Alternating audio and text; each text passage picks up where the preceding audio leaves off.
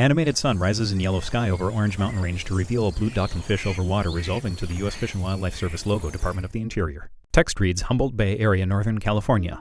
View of farm buildings in the background. Freshwater Farms to me represents a lot of the amazing things about this area, about the North Coast. Every day here is pretty magical.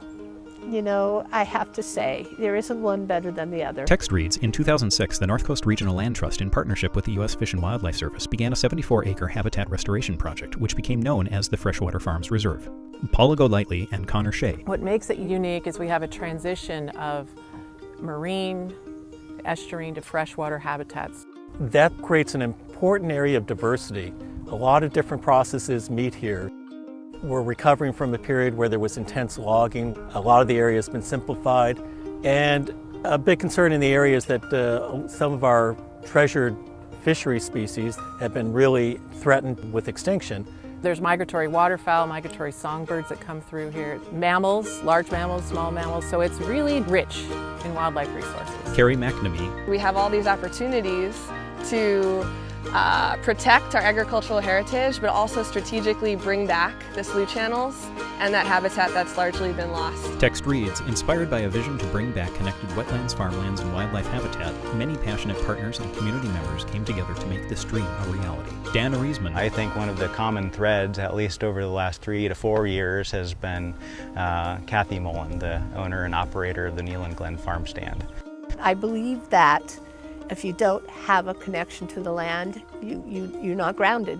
I think a lot of people who are depressed and frustrated and not having a good day can feel a lot better if they would go out and dig in some dirt and watch their flowers grow. She's been an amazing partner in this grand experiment here. I didn't really know exactly where I was going with it all. I just knew somebody needed to be here to clean this up. And the Land Trust has gone along with me, which is awesome. They have worked very hard and successfully to include people in the planning and development of the restoration work that's gone on here.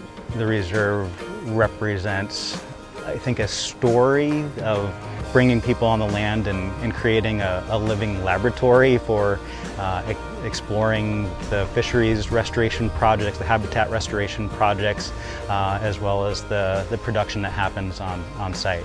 I also have a lot of children come. I have a children's garden, and they come in and garden, and it's really fun and wonderful.